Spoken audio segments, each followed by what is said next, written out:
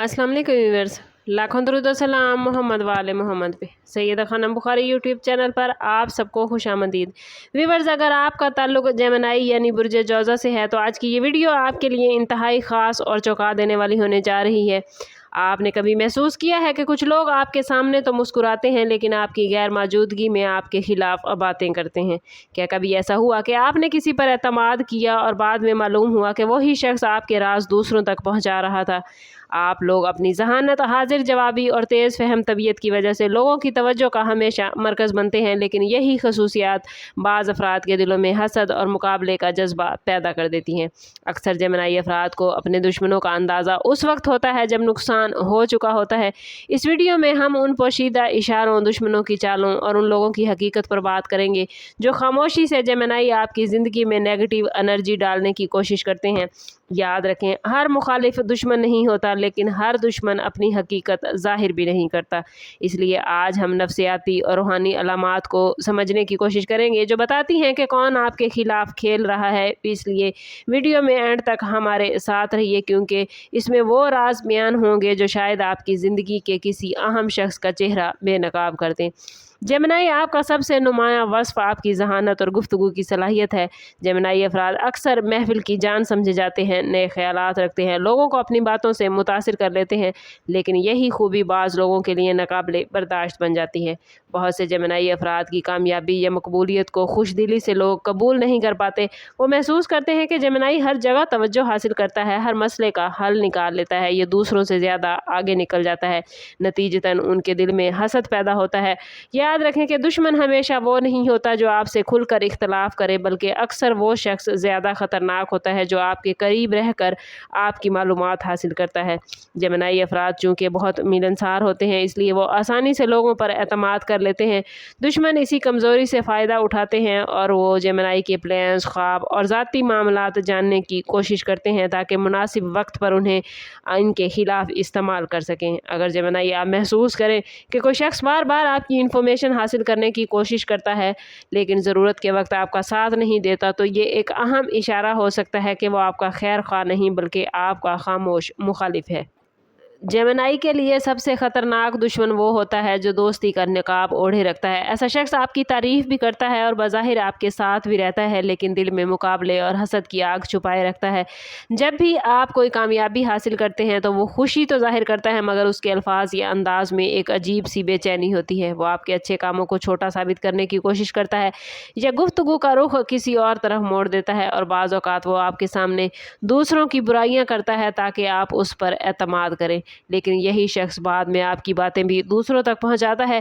Gemini अफराद को ऐसे लोगों से ख़ास तौर पर मोहतात रहना चाहिए, क्योंकि जेमिनी की फितरत में राज बांटने और गुफ्तगू करने का रुझान होता है। अगर कोई दोस्त बार बार आपकी कमज़ोरियों, ज़ाती मालूमात या ख़ानदानी राजों के बारे में सवाल करता है जेमिनी, तो एहतियात ज़रूर कीजिए।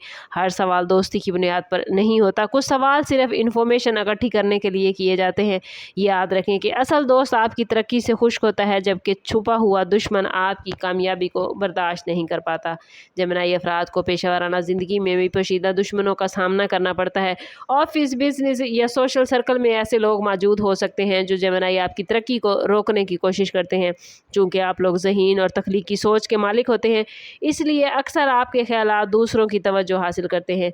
बाज़ लोग खुद मेहनत करने की बजाय जेमिनी के प्लान्स को नाकाम बनाने या इसका क्रेडिट लेने की कोशिश करते हैं, और अगर आप देखते हैं जेमिनी कि आपके किसी प्लान की इन्फॉर्मेशन अचानक दूसरों तक पहुंच चुकी है या आपके बारे में गलतफहमियां पैदा की जा रही हैं, तो ये महज इत्तफाक नहीं हो सकता। दुश्मन अक्सर बराह रास्त हमला नहीं करता, बल्कि माहौल को आपके खिलाफ बनाने की कोशिश करता है।